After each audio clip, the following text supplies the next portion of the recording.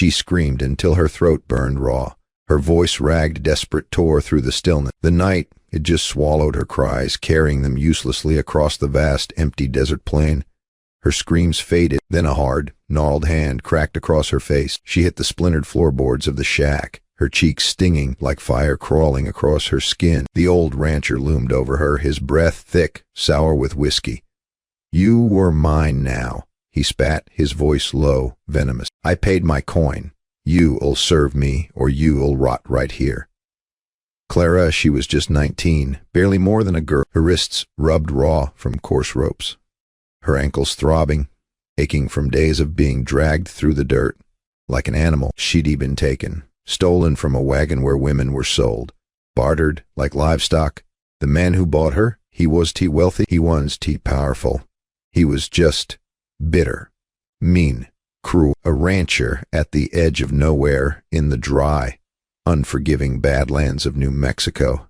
He did to want a wife. He did to want love. He wanted control. A young body chained to his table. A possession. But Clara was not going to surrender. When he lunged at her, she raked her nails down his cheek hard, leaving trails of blood. When he pinned her, she sank her teeth into his forearm, tearing flesh until blood poured. He roared pain, fury, all mixed together, and whipped her across the back with his belt, until red welts opened, raw and bleeding. Then he shoved her into a small, locked room, muttering, "You will learn obedience soon enough." That night, the old man drank himself half to death.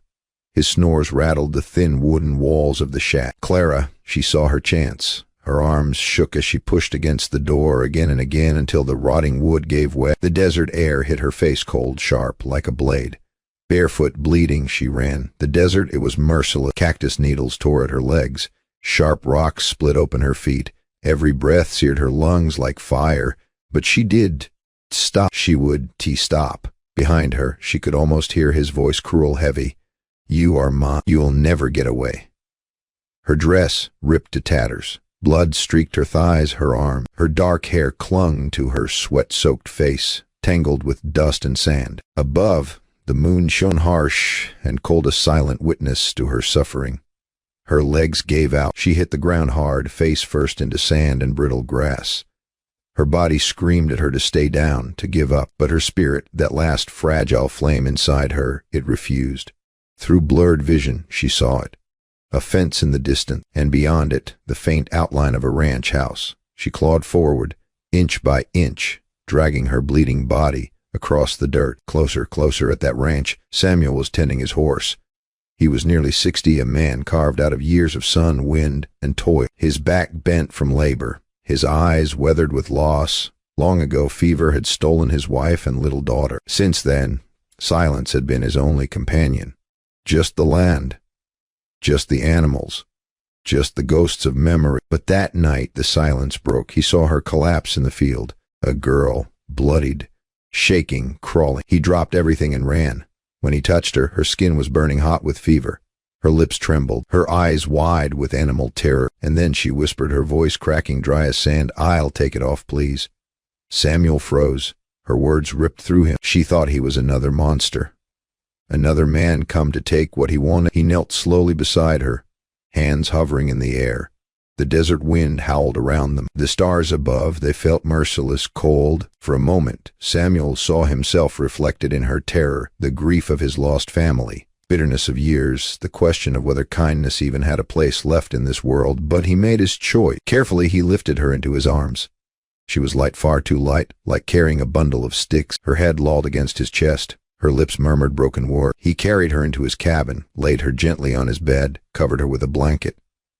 The smell of blood filled the room. Samuel fetched water, tore strips from his shirt, and began to clean her wounds. She flinched at every touch, her eyes darting wildly, expecting pain, expecting the lash. "Easy now," Samuel whispered, his voice low, steady. "You are safe here." Her cracked lips trembled. "Safe? Safe?" She said it like the word was foreign, like she did to know its meaning. Her arms were striped with bruises. Her hip bore a deep gash where leather had split her flesh. Samuel bound it tight, working slow, steady, careful not to cause more pain. When he sat back, she stared at him, searching his face. Finally, her voice came, barely more than a breath. He bought me, not with love, with gold. Samuel said nothing. The fire popped in the stove. He listened, her eyes filled with tears. He said I was his wife, but I was his prisoner. I fought him, he beat me, I ran. Her voice cracked. I thought you were like him. I thought all men were like him. Samuel rubbed his rough hands together, staring at the floor. He'd been alone so long, his heart hardened by silence. But he found his voice low and steady. I ain't no saint, but I want you. If I could buy your freedom with gold, I would. Clara shook her head bitterly. He want money. He wants me. He'll come.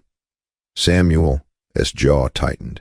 He'd seen men like that, cruel men who thought ownership was the same as love. He gave her water. Her hands shook as she drank. And for the first time, something fragile flickered in her eyes, a spark of trust. But Samuel knew the truth. The old rancher would come, and when he did, there'd be no sheriff, no court, no law willing to protect her. The next morning, Samuel saddled his horse and rode into the nearby town of Esperanza. Dust whipped down the single street. A faded sign swung outside the sheriff's office. Sheriff Ward looked up from his desk as Samuel entered. What brings you in, Sam? Ain't seen you in months. Samuel's voice was flat. There's a girl. Young. Hurt bad. A man bought her. Beat her. She ran. He's gonna come looking. Ward leaned back, frowning. Sam, I can meddle in a man's private affairs. If he bought her fair and square. Fair and square? Samuel's voice sharpened. She's not cattle. She's a child. Ward sighed. Law don't see it that way. She was sold, which means she, his property, not yours. Samuel's fists clenched. She's not property. The sheriff's eyes hardened. Then you'd best be ready, Sam. 'Cause when he comes, he'll come armed, and the law won't stop him. That night Samuel sat by Clara's bedside. Her fever broke slowly. Her breath came easy. She whispered, Why are you helping me? Samuel stared at the flames in the stove. 'Cause once long ago I had a daughter. She'd be about your age now, and I could save her. But maybe I can save you. Her lips trembled. Tears streaked her dirt-stained cheeks. For the first time in days she slept without screaming. But the peace did. Laughed. The old rancher came. At dawn, hooves thundered across Samuel's land. Clara jolted awake, eyes wide with terror. He is here. Samuel stood at the door, shotgun in hand. Dust rose as 3 riders approached. The old man sat tall in the saddle, his scarred cheek twisted where Clara had clawed him. His eyes burned with hate. Samuel, he shouted, you've got something of mine. Hand her over. Samuel stepped onto the porch, shotgun steady. She ain't yours. The old man spat into the dirt. I paid for her. She belongs to me. She belongs to herself, Samuel said, his voice cold as iron. The standoff stretched, silent. Wind hissed through dry grass. Clara clutched the bedpost inside, her heart pounding so loud she thought the world could hear it. The old man sneered. You were too old, Sam. Can't he fight the world? Step aside before I put you in the ground. Samuel's voice was unyielding. Then try. The rancher's hand went for his revolver, but Samuel was faster. The shotgun roared. The blast threw the man from his horse, blood splattering across the dirt. The 2 men with him fled in terror, kicking their horses hard, vanishing into the horizon. Silence fell, heavy. Samuel lowered the shotgun, breathing hard. The old man lay still, eyes open, staring at nothing. Inside, Clara sobbed into her hands, not from fear this time, from relief. Samuel entered slowly. She looked up, tears streaming. You killed him. Samuel nodded, his voice rough. I did what the law would, Clara's lips quivered. Then I am free? Samuel knelt beside her. His old weathered hand rested gently on hers. You are free, Clara, and as long as I live, no one will ever chain you again. Weeks passed. Clara's wounds healed. Her strength returned. She helped Samuel on the ranch feeding animals, tending fields. Her laughter, soft and timid at first, began to echo through the quiet house. For the first time in years, Samuel felt life return to the hollow shell of his home. One evening, Clara stood on the porch, watching the sunset paint the desert gold. She whispered, I thought the world was only cruelty, but you showed me different. Samuel stood beside her, his heart heavy with something like peace. You gave me something too, he said quietly, a reason to keep going. The desert stretched wide, endless, but inside that small ranch house hope had been born. Not the fragile hope of dreams, but the hard-earned hope of survival. Clara was free.